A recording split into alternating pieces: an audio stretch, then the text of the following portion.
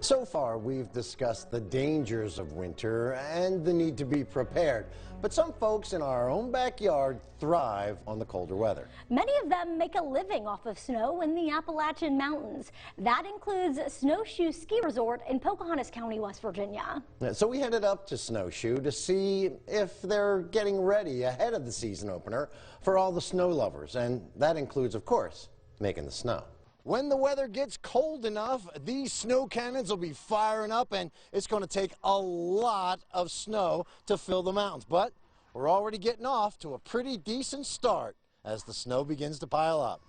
After November 1st, the snowmaking cannons usually fire up when the conditions are right. This season, there was a nice cold snap early in the month, so the trails were covered with a blanket of snow by mid-November. But that is just the beginning. The impressive process of undertaking and making thousands of cubic feet of snow is paramount to the success of the mountain. You know, without snowmaking, we'd probably be lucky to ski 2 weeks of the year. We're taking the process that Mother Nature does, air and water, and we're just kind of, taking control of the process and doing it ourselves, and trying to be as efficient with it as we can. But it takes a lot of snow to make all this go. Easier said than done. This is a massive power plant and workforce that help keep the snow piled up and ready for your enjoyment.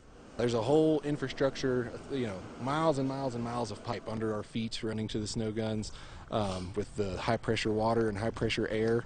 A crew of about 25 men and women on our snowmaking team that work 12-hour shifts around the clock. Every second we can be making snow, and the temperature's right, we do.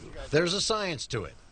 You knew I'd bring meteorology into the mix. Sometimes people see that it's maybe 30 degrees and they're wondering why we're not making snow. Well, if it's very humid at all, we work off of the wet bulb temperature, right? So the temperature and humidity factored together. So on a dry day, we might be able to make snow up into the mid-30s, but on a wet day, we might need it to be 24 degrees or colder. Yes, there is a need for meteorology in the snowmaking process, but the bottom line is there are thousands of work hours, thousands of pipes, tons of snow, and the right weather conditions all have to work together in concert to make sure that your visit to the mountain is as good as it can be. Now, that was an amazing trip, learning all about how they do make the snow up there. It's kind of an interesting process. Sure. And something else that I learned about this, now, if they make snow for 6 straight days in perfect conditions, meaning cold and dry, it would pile up on a football field to a height of 324 feet. And I said, well, why are you saying that? That's because that is about the same height as the Wells Fargo Tower in downtown Roanoke. Wells Fargo Tower, 320 feet.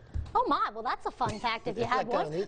Yeah. So when you think of the Wells Fargo Tower and you look, if for just in 6 days, they could cover it. Wow, that's pretty interesting. That's pretty Something cool. you didn't know. There Something you go. I didn't know at least. A little nugget for you.